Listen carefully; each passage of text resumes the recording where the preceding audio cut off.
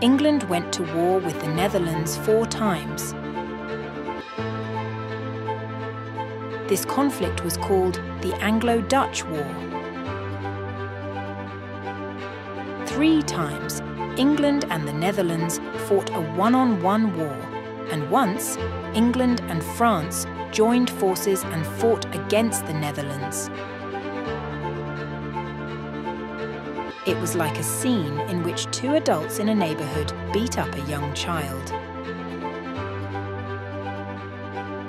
England forcibly took over New Amsterdam, a Dutch colony in North America, in 1664. At that time, the world was governed by the law of the jungle, where the strong took the property of the weak without any hesitation. Today's New York was originally a Dutch colony that was forcibly taken over by the British. Due to these and other factors, the Netherlands eventually lost its status as a great power and hegemon. The position of hegemony that the Netherlands lost eventually naturally shifted to England. Originally, the island nation of Britain was a land where the Picts, indigenous people of Iberian descent, had lived since BC. The Celts migrated to Britain around 800 to 700 BC, long before the Gallic War.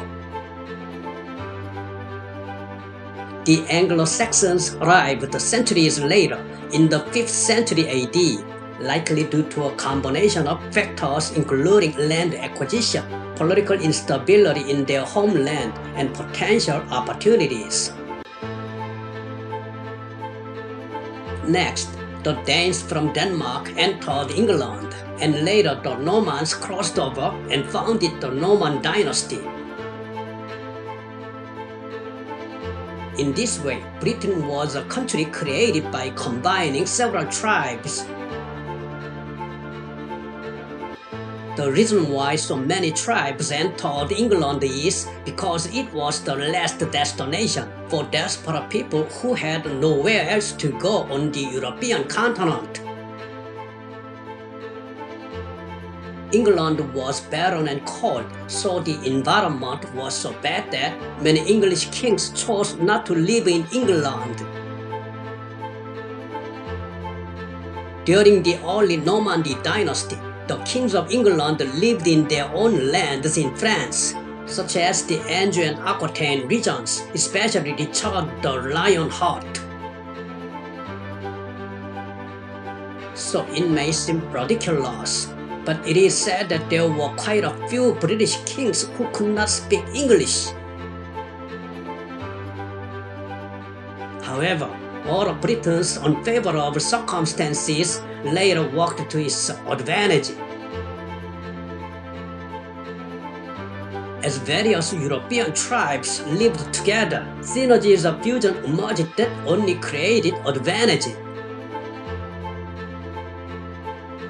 Next, since Britain was geographically distant from the continent, continental countries did not pay much attention to Britain, and Britain did not pay much attention to them.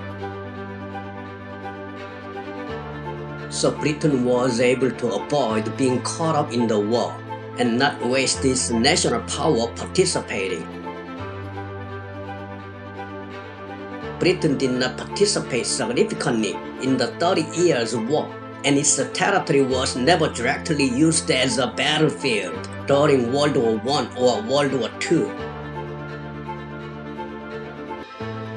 And because Britain was an island and a maritime nation, its shipbuilding technology and navigation skills were quite developed. There is a saying that he who controls the sea controls the world, and the development of navigation had a significant advantage in increasing the national power of England. England was barren and farming was poor, so there were not many manors because there were no large farmlands, and the lack of large farmlands meant that there were no feudal lords, so the nobles could not exert much power. since there were no feudal lords and the nobles could not exert their power, parliamentary politics actually developed quickly. And although it was a barren land that was not good for farming, there was a huge amount of coal buried in Britain. Britain's coal reserves were the largest in the world during the Industrial Revolution. All of these circumstances helped England tremendously in national growth, and Queen Elizabeth I said, "I am married to England." In 1588, during the reign of the Virgin Queen, England defeated Spain's Armada, and from then on, England attracted the attention of continental Europe. In fact, England achieved political stability during the Stuart dynasty in the 17th century through the Petition of Rights, the Puritan Revolution, and the Bill of Rights.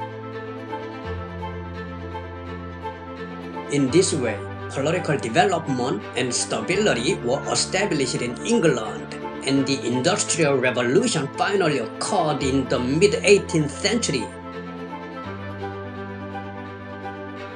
The Industrial Revolution began in the 17th century with the development of textile machinery and the emergence of steam engines little by little.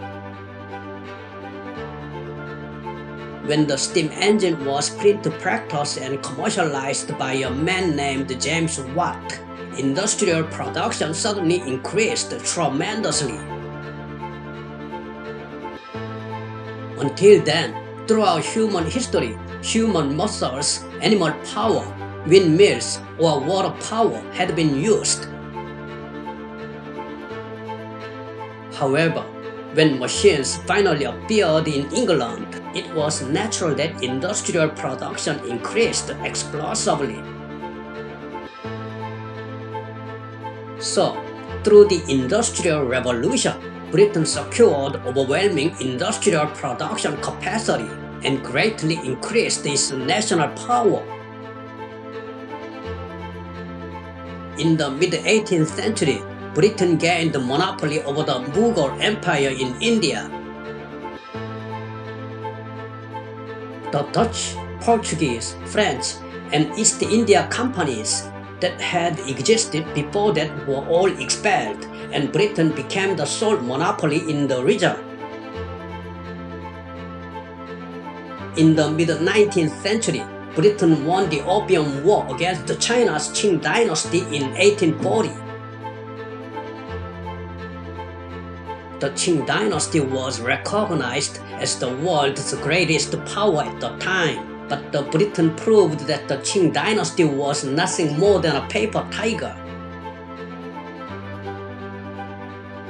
Britain developed steam engine technology through the Industrial Revolution and applied it to the Navy, building a fleet of steamships. Steamships had the advantage of being faster and more maneuverable than sailing ships that relied on the power of the wind. On the other hand, the Qing dynasty used traditional sailing ships. Because sailing ships depended on wind power, their speed was limited by the direction and strength of the wind. Additionally, their low mobility made them disadvantageous in battle.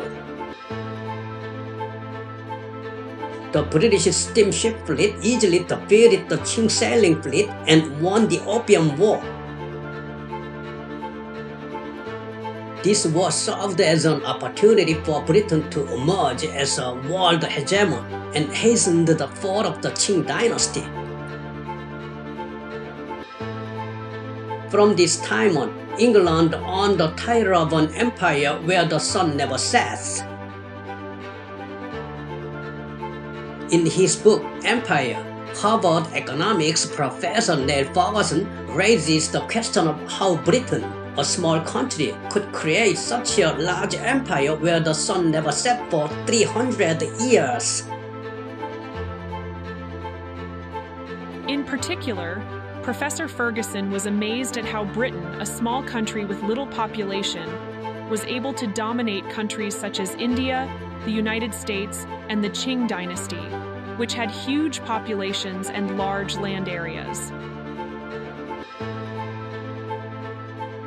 During this period, including the development of the steam engine, textile machinery, and iron production processes. These inventions were the result of experimentation and a forward-thinking attitude. The willingness to experiment and innovate played a significant role in the success of the Industrial Revolution in Britain. These advancements helped the country transition into an industrial powerhouse. This spirit and attitude of the British people contributed to their emergence as a world-dominant nation and the expansion of the British Empire, on which the sun never sets. Thank you for watching the video, England, a country where the sun never sets, provided by History and Current Events. Gina, Lily and Tony have contributed so far as narrators. Thank you.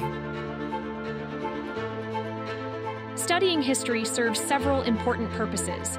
Understanding the past. History helps us understand how societies, cultures, and civilizations have evolved over time. It provides insight into the events, decisions, and actions of people in the past, allowing us to learn from their experiences, both positive and negative. Gaining perspective. By studying history, we gain a broader perspective on the world and the human condition. It helps us see the interconnectedness of events and how historical events have shaped the present. Learning from mistakes. History teaches us about the consequences of past mistakes, such as wars, conflicts, and societal injustices. By understanding these mistakes, we can strive to avoid repeating them in the future. Cultural understanding. History allows us to explore different cultures, traditions, and belief systems. It fosters tolerance and appreciation for the diversity of human societies. Critical thinking skills. Studying history encourages critical thinking and analytical skills. It requires us to examine evidence, consider multiple perspectives, and draw informed conclusions.